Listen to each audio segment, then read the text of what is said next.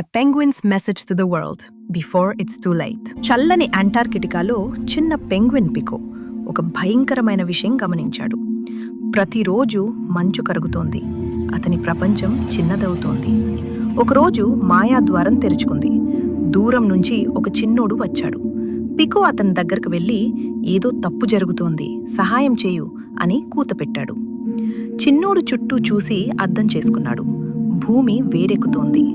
కార్ల పొగ, ఫ్యాక్టరీల పొల్యూషన్, ప్లాస్టిక్ చెత్త, ఇవి అన్నీ పికో ఇంటిని కరిగిస్తున్నాయి. చిన్నోడు బాధపడ్డాడు. పికో కేవలం మంచు కాదు, తన ఇంటినే కోల్పోతున్నాడు. చిన్నోడు మాట ఇచ్చాడు, నీ ప్రపంచాన్ని కాపాడుతాను. చిన్నోడు చిన్న చిన్న పనులు మొదలుపెట్టాడు. కరెంట్ సేవ్ చేయడం, ప్లాస్టిక్ తగ్గించడం, చెట్లు నాటడం, ఇతర పిల్లలకు చెప్పడం. నెమ్మదిగా భూమి మళ్లీ చల్లబడింది.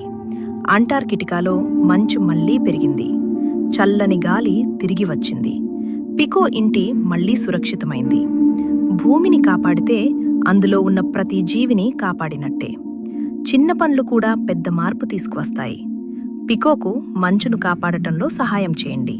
లైక్, షేర్, సబ్స్క్రైబ్ చేసి అతని తదుపరి అడ్వెంచర్లో చేరండి.